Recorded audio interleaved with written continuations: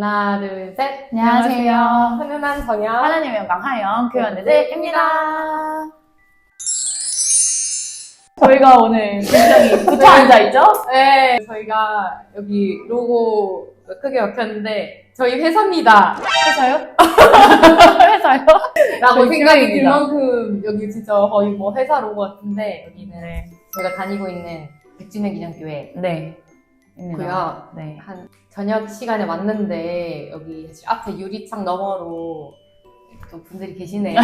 부끄럽게. 그래서 같이 손 흔들어 주셨어요. 약간 라디오 공개 방송하는 느낌으로다가 촬영을 해보고 있습니다. 여기 왜 왔죠? 오늘 초대한 게스트 분이 계셔가지고 저희가 왔는데요. 저희가 오늘 이야기할 주제와 좀 많이 연관이 되시는 분이라 모셔봤습니다. 네. 우리는 20대가 지나고 30대잖아요. 네, 그쵸. 거의 중반을 네. 향해 달려가고 있습니다. 네. 열심히. 근데 이제 요즘 20대 분들은 어떤 고민이나 생각이 많을까 궁금해지더라고요. 맞아요. 네. 그리고 또 우리가 20대 때 했던 고민들이랑 좀 다를지 아니면 그때 우리가 했던 고민들이랑 또 비슷한 고민들을 나누고 있을지 좀 궁금하더라고요. 맞아요. 그래서 작년 한 해 동안 이제 저희 교회에서 20대 청년들을 제일 많이 만난 목사님을 초대했습니다. 소개해볼까요? 네. 이렇게 어색하게 들어오세요. 소개해보겠습니다. 예!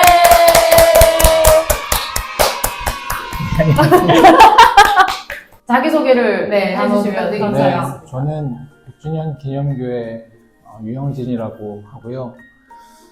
말씀하셨던 것처럼 작년 동안 이제 청년교구에서 3년 동안 했었죠. 청년교구를 네. 3년 동안 담당했었고 올해부터는 이제 30대, 40대 기혼 분들을 맡고 섬기고 있는 유영진이라고 합니다. 네. 와.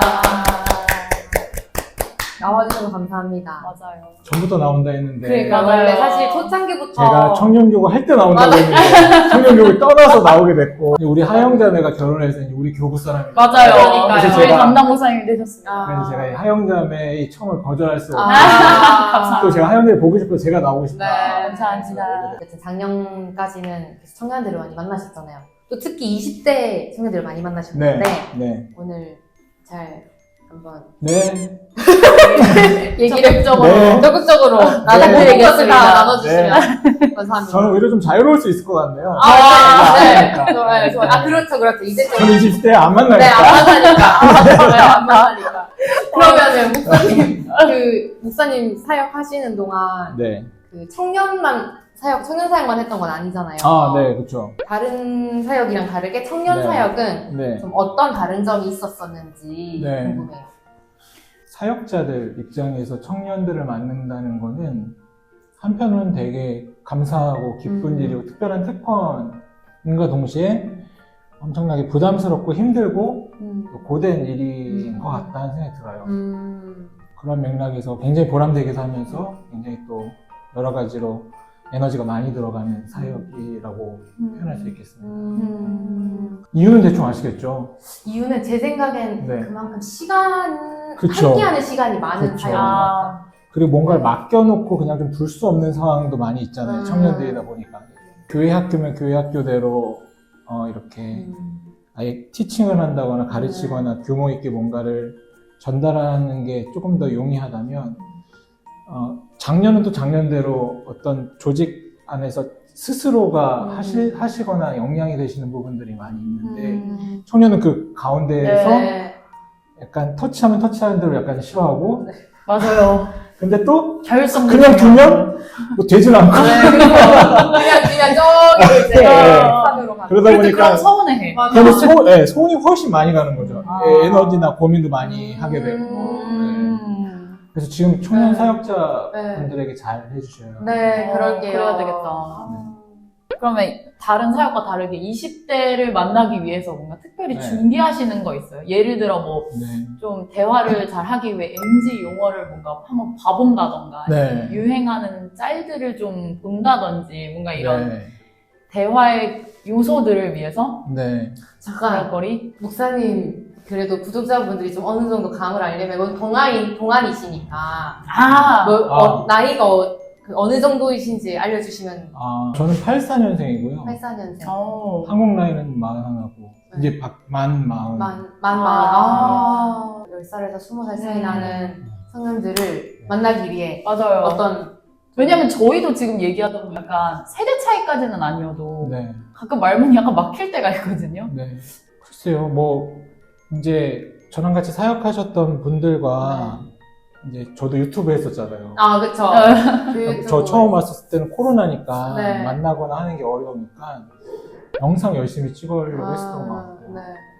이제는 어떤 영상 매체를 스스로 만들고 표현할 수 있어야 그거와 이제 익숙한 친구들과 소통을 할 수 있는 거죠. 같이 찍었었잖아요. 네, 기획도 하고 출연도 하고. 우리 드라마도 찍고. 저희가, 맞아요. 네, 기가 막힌 게 있는데, 드라마. 수련회 드라마죠? 저희가 호세아라고. 맞아. 궁금한 게 있어요. 세대 차이는 못 느끼셨나요? 세대 차이는 계속 느끼죠. 세대 차이는 계속 느끼는데, 모든 대화가 세대 차이이자 환경의 차이, 생각의 차이를 서로 궁금해하고 관심 있어 하는 게 대화잖아요. 그래야 대화가 되는 거고. 그런 맥락이었던 것 같아요. 그냥 그 사람에 대한 궁금함, 관심이 대화의 시작인 거지. 내가 이 친구들을 이해해야지 하면서 만나자마자 얼굴가? 그거 이상하잖아요. 옛날 영어잖아요. 너무 좋잖아요. 아니, 옛날 영어예요. 너는 옛날 영어야? 잘하셨어요. 안 하시길 잘하셨어요. 그쵸. 억지로 알지도 못할 뿐더러 그렇게 접근하는 게 아니라 나는 그냥 나의 패턴 속에서 그 사람들을 궁금해하면 오히려 신나서 얘기를 많이 하죠. 현대 사회에서는 누군가가 나를 궁금해해서 이야기를 들어주고 저도 지금 신나서 얘기하잖아요. 궁금해 주시니까. 그런 맥락 아니에요. 맞아. 그럼 밈도 다 아시고. 밈? 거기서 인세 하이프요. 이런 거 있잖아요. 어디 무슨 노래 들으세요? 네. 그런 거는 저는 알죠. 그거는 그냥 원래도 트렌드에 원래 관심이 있으셔서요? 관심 있다기보다 인스타그램 보다 보면 나오니까. 목사님도 인스타그램 하시는구나. 그러면 아시겠네요. 인스타그램을 했죠. 인스타그램 하셨잖아요. 우리 교회 와서 했죠. 그 원래 없으셨죠? 원래 없었어요. 왜요? 왜 안 하셨다가 갑자기 만드신 거예요? 코로나 때 이분들이 우리 청년들이 뭘 하는지 알 수가 없는 거예요. 근데 친구가 돼 있으면 자기가 알아서 뭔가를 하는 걸 다 올리고 막 이러니까. 제가 우리 청년이다 싶으면 파도탄 알아죠. 알죠. 뭐라 그래? 너 이해했잖아. 저희도 사실 감사한 세대였어요. 1촌 매자야죠. 당황하는 친구들 좀 있었겠다. 저랑 친구 안 하려고 하죠. 그러니까요. 자기 사생활이 나오니까. 술 마시고 맥주 마시고. 비공개로 전환하던가요? 아니 그냥 끝까지 안 거지. 받아주는 안 하는구나. 마팔을 안 하는구나. 마팔 안 해요. 그럴 때 상처받진 않으셨어요? 그런 거 없었어요? 목사님 MBTI가 어떻게 되세요? T요. 그런 거 같았어요. 아니면 하시는 순간. 전화 안 받는 것보다 그냥 되게 이제 목사나 교회에 너무 관심이 없을 때 전화를 했는데 너무 오랫동안 안 나와서 아예 그냥 저를 너무 텔레마케터처럼 느낌이. 그러면 제가 어떻게 나한테 이렇게 표현하지 라기보다 조금 이렇게 마음이 아픈 게 있죠. 좀 안쓰럽고 다른 한편으로 서운한 것도 있고 기분 안 좋은 것도 있지만 그거보다도 이제 20대도 이렇게 다양한 고민들이 있지만 아까 잠깐 저희가 시작하기 전에 얘기했을 때 고민들이 딱딱 모아진다 그랬잖아요. 어떤 고민들을 많이 하죠? 연애, 진로 그 두 가지가 사실 거의 다고요. 신앙 얘기하는 것도 사실은 연애와 진로를 잘하고 싶어서 신앙 이야기를 하죠. 연애와 진로를 잘하고 싶어서 신앙을 이야기하는 친구들은 그나마 신앙 있는 친구들이고 나머지는 그냥 진로 자체, 연애 자체인데 저는 그게 신앙과 사실 연관이 있어를 설득시키는 작업이었던 거죠. 저와의 대화는. 목사님 만나서 하는 이야기가 신앙생활 잘해야 네 인생 잘 된다. 굉장히 뻔한 이야기잖아요. 그리고 사실 그게 맞아? 이런 질문을 할 수 있겠죠, 우리가. 마치 샤머니즘도 아니고 예수님 믿으면 인생 갑자기 지나가다가 뭐가 뚝뚝 떨어진다던가 그렇게 설명하는 게 아니라 그거를 어떻게 우리가 같이 공감을 하면서 설명할 수 있을까? 그거는 제 경험일 수도 있고 성경의 이야기일 수도 있고 또 이제 다짜고짜 그 얘기를 하는 건 아니니까 그 친구의 배경 속에서 제가 할 수 있는 어떤 이런저런 표현일 수도 있고 그렇게. 제가 이제 듣기로는요. 네. 목사님이랑 신방겸 1대1로 만났는데 네. 그때 얘기를 하다가 목사님의 논리와 이 대화에 네. 반박할 수가 없어서 네. 교회를 열심히 다녀야겠다라고 다시 마음을 다잡은 네. 이 좀 있다고 들었어요. 티라서. 티다. 논리 기반 속에서 이야기를 했다라는 지점이겠죠. 막연하게 기도하자. 아, 그래, 그랬구나. 힘들었구나. 기도하자. 근데 왜 기도를 해야 되는가? 기도는 우리에게 뭐 어떤 의미가 있는가? 조금 더 어떤, 본질에 가까운 맥락으로 들어가려고 하다 보니까 한 번 만나면 자꾸 얘기가 길어지고 신방이 길어지긴 해서 한 사람을 자주 만나거나 이렇게는 못 하는데 한 번 만나면 그 친구가 근원적으로 궁금했었던 이야기라고 해야 될까요? 인생에서 계속 이게 해결 안 돼서 그 다음 생각이나 그걸로 넘어가지 못하는 것들에 대해서 좀 집요하게 좀 끄집어내는 편이에요. 끄집어내기도 하고 그걸 같이 좀 풀어가려고 했었던 거예요. 제가 그런 게 많았던 배경이 있어서 그랬던 것 같아요. 이렇게 얘기하니까 뭔가 되게 특별한 게 있는데 그렇지 않습니다. 그러니까 결과적으로 제가 하는 이야기는 어떤 질문이든지 결과적으로 비슷한 흐름으로 가거든요. 베이직한 제가 강조하는 그 무언가로 가니까 그런 부분들이 뭐 오히려 설득되지 않았을까 생각도 드네요. 네. 그러면요, 목사님은 보니까 그 비법이나 이런 게 논리와 성경과 말씀인 것 같은데 또 만나보면 무논리로 생각하고 정리가 되는 또 스타일의 사람들도 있잖아요. 네. 감정으로. 무논리도 그 사람의 논리예요. 그러니까요. 네. 그럼 무논리도 논리지. 네. 그렇지. 그러니까 왜 그렇게 생각하는지를 질문하죠. 아, 그러면 무논리마저 논리로 그러니까 만들어버리세요. 그러니까 그 무논리 사이에서 제가 이해가 안 되는 공백들에 대해서 질문하는 거예요. 그럼 이제 이렇게 대답하죠. 그게 내 마음이니. 내 마음이 내 마음이 그런데. 이유는 없는데? 이유는 없어요, 목사님. 그냥. 제 마음이 그냥. 그래요, 힘들어요. 그럴 때는 질문을 통해서 그렇죠. 계속. 뭐가 힘든지. 사람이 그냥 힘들진 않잖아요. 그럼 너 힘들구나. 지금 우리 논리적인 이야기 하지 말고 너 얘기를 좀 더 해보자. 그 친구가 왜 힘든지 얘기를 좀 들어보는 거예요. 그러면 또 이제 얘기를 하고. 네. 아무 이유 없이 힘든 거면 또 왜 아무 이유 없이 힘들까에 힘들까? 대해서 한번 생각을 해보는 거예요. 모르겠어요. 막 계속 그래요. 그럼 가라, 집에. 내가 해줄 말이 없다. 그 사람에 대한 집중. 그게 스킬인 것 같아요. 그런 거 같아요. 그게 목사님의 그런. 네, 그냥 그 사람에 대한 관심, 그 사람을 이해하는 거죠. 저의 논리로. 이제 코로나 시기에 대학을 다니고 사회초년생 보내면서 자연스럽게 이제 교회를 안 나오게 되는 분들한테 어쨌든 목사님이 전화를 하시거나 신방을 하셔서 만나게 되는 경우가 있잖아요. 그럴 때 어떤 말을 주로 해주시고 어떤 노력을 하시는지. 그때 청년들이 저희랑 또 이런 공동체 생활이나 이런 걸 생각하는 거랑 아예 다르더라고요, 경험이. 대학도 뭐 친구 없이 다녔으니까 소소한 이렇게 1대1로만 만났으니까. 그러니까 뭐 말씀하시면서 저도 여러 가지가 스쳐가는데 아까 공동체 포인트 얘기해 주셨던 게 굉장히 중요한 포인트 같고요. 교회 생활이 뭔지를 경험 못 해본 친구들. 맞아요. 왜 교회 생활을 해야 되지? 왜 교회 와야 되지? 왜 공동체에 있어야 되지? 왜 믿음의 친구들과 선후배들을 만나는 게 중요하지? 우리는 수련회를 통해서 뭘 경험해야 되지? 예배를 통해서 뭘 경험해야 되지? 이 리듬 자체나 이 경험 자체가 너무 없는 친구들이 많이 있었던 것 같아요.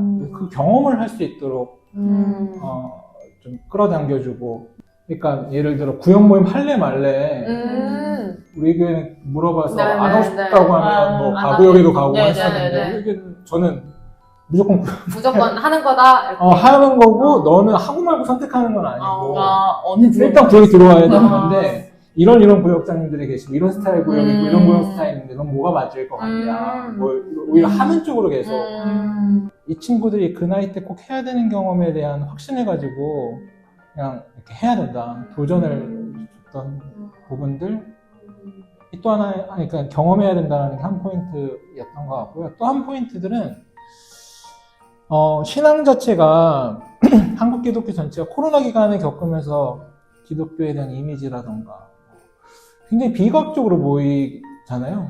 비논리적으로 보이고 부정적인 결정들과 사건 사고들 뭐 이런 맥락들이 기독교 자체를 굉장히 부정적인 인식을 많이 하게 되니까 그런 것들에서 오히려 더 멀어지게 되는 거죠. 교회 오는 것 자체를 스스로가 깨어있지 않다던가 내 인생에 대한 고민이 없는 사람인 것처럼 이미지화가 되어 있는 부분들이 있는 친구들이 있으니까 그렇지 않다. 이런 설득들, 설명들 뭐 이런 것들도 필요했던 것 같고요. 그리고 다른 한편으로 이해해도 되는 게 굉장히 복합적인 맥락이에요. 네. 그러다 보니까 한두 이게 섞여 있는 게 아니에요. 시대적으로도 좋은 신앙과 좋은 경험을 한 친구들이 점점 사라지고 있는 시대이고요. 사회적으로는 기독교에 대한 이미지가 점점 안 좋아지는 시대이고요. 그리고 그 사회의 현실 속에서 청년이라는 곳이 특히 이 시대에 20살과 사회로 나가는 사람들이 굉장히 불안할 수밖에 없는 사회 구조예요. 급변하고 있고 자신이 뭔가를 추구하고 어떻게 살아야 되는가에 대한 답을 내줄 수 없는 시대인 거죠. 예전에는 어떤 가이드가 있잖아요. 어느 정도 대학에 가서 어느 정도 맞아요. 공부를 하고 어느 직업군에 들어가면 내가 이렇게 저렇게 살 수 있다가 보인다면 지금은 사실 그게 다 깨져버린 맞아요. 시대거든요. 대학이라는 것 자체도 큰 의미가 없다 보고요. 그런 맥락에서 마치 전조현상 이런 지진이 나기 전에 쥐들이 막 우르르 나온다던가 그런 전조현상처럼 자기 일이니까 그들이 가장 먼저 반응하는 거거든요. 청년들이 가장 먼저 반응하는 거죠. 이 사회에 대해서. 그래서 그런 거. 그러니까 굉장히 한편으로는 확 개성 있게 튀어나가려고 하기도 하고 다른 한편은 확 움츠러들기도 하고 그게 사실 저는 다 불안의 표현이라고 보는 거예요. 그래서 이 불안의 시대, 답이 없는 시대 속에서 우리는 뭘 추구하며 살아가야 될 것인가. 이제 저도 청년부하고 리더를 하고 있으니까 청년들이 막 생각이 나는데 네. 이런 상황 안에서 고민하는 네. 두 가지 케이스가 생각이 나요. 하나는 너무 가능성이 큰 만큼 이제 완전 선택지가 많아지고 불안정해져서 네. 내 삶이 많이 불안정하기 때문에 교회 공동체 생활이든 교회 생활이든 이런 거랑 거리를 네. 두고 싶어하는 네. 내 안정을 먼저 찾는 네. 지금은 네. 그럴 그쵸, 여유가 그쵸, 그쵸, 없어요. 그쵸. 이거를 딱 먼저 그런 하고 거죠. 싶어요. 그 예배만 드리고 확 가거나 네. 이러는 경우가 있었고 네. 하나는 더 효율적으로 그냥 인터넷 예배 드리고 끝내버리고 맞아요. 그렇게 네. 하고 끝내고 네. 빨리 그냥 네. 이렇게 4시간 인터넷- 보내고. 네, 맞아요. 그런 경우가 많고 네. 하나는 현실을 부정하면서 더 교회에 아 맹목적으로 빠져요? 아니, 그런 친구들이 있을 수도 그런 있죠. 친구 그럴 수도 그럴 있어요. 수도 있겠네. 네. 오히려 이런 낙심되거나 네. 이런 게 더 많으니까 네. 오히려 더 대책 없이. 진짜 네. 모든 시간 저는 그런 신앙도 되게 안 좋다고 생각하거든요. 맞아요. 근데 맞아요. 그런 경우도 있었던 것 같아요. 네. 모든 그 하나님을 의지하는 건 좋으나 그쵸. 정작 자기를 위한, 자기 인생을 위한 그 어떤 것도 안 하고, 극과 극이 되어 그냥 교회 안에서, 그거야말로 어떤, 그냥 종교적 가편을 맡고 있는 것 같은, 그러면 어떻게 되겠지, 내 인생이 저절로. 그것도 경계해야 되겠죠. 둘 다 경계를 해야겠네요. 네. 말씀하신 대로 이런 시대일수록 양극화가 되는 거예요. 진짜 할 말이 없는 것 같아요. 어떻게 그러니까 저희는 또래로서도 그렇고 어떻게 말해줘야 될지 모르겠더라고요. 너무 힘들잖아요. 네. 근데 그래도 나오면은 힘들어도 시간을 내서 그때 예배 드리고 부양모임하고 공동체 생활 해야지, 말씀 읽어야지 네. 라고 말이 바로 나가지지 않더라고요. 네. 격려가 먼저 나가고 네. 힘들겠다, 네. 밥 먹자 이렇게만 나가고 네. 어떻게 해야 돼요? 격려 먼저 해야 돼요. 격려 먼저 해요. 그리고 왜 그러냐면 그 상황, 내가 이 상황이라는 거를 이해했다라고 그쪽이 느껴야 되거든요.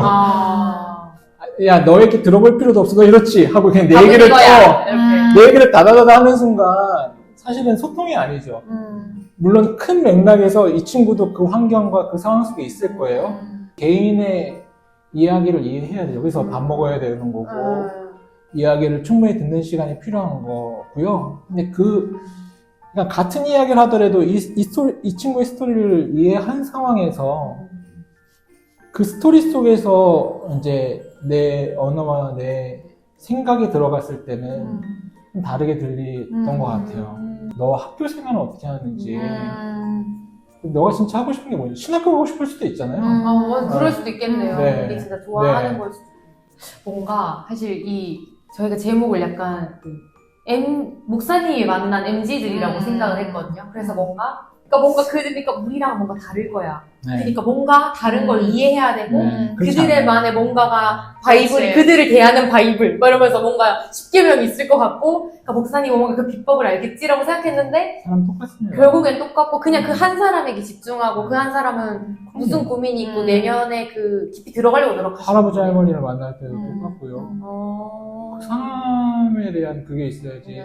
상대방이 나에 대한 공략법 같이 그걸 갖고 들어오면 기분 나쁘지 않나요? 그랬던 것 같아요. 제가 20대 만났던 때. 사람이? 아니, 20대 자기가? 네, 제가 자기가 20대 누군가 때 만날 때? 뭐야, 왜 나, 이렇게 어리게 봐. 막, 이렇게, 어린 사람 대하듯이. 그 네, 사람이 아는 그걸 척해. 잘못 접근한 거죠. 그러니까 그치, 그랬던 것 그치. 같아요.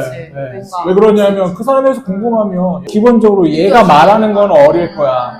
어린 수준일 거야. 라는 말에 그 다음 질문이나 대답은 그런 느낌을 줄 수 있겠죠. 그랬던 것 같아요. 네. 근데 그 나이 때 고민을 같이 해보는 거죠. 그 상황 속에서. 나도 고민했으니까. 저 근데 약간 아까 전에 했던 질문이랑 이어지는 건데 네. 연애 고민이 좀 많다고 했잖아요. 네. 근데 요즘 되게 비혼주의자가 많아졌잖아요. 네. 그러면 그 친구들이 하는 연애 고민이 네. 저는 배우자를 찾고 싶어요인지 아니면 저는 결혼 안 해도 괜찮게 잘 살 수 있을 것 같아요. 네. 또 꽤 많아졌는지 사실 되게 궁금해요. 네. 그 다음에 혼전순결에 대한 질문. 근데 그거를 직접적으로 물어봐요? 혼자 순결을 지켜야 되나요? 네. 이래요? 와. 불이익으로 얘기하는 경우가 많아요. 진짜요?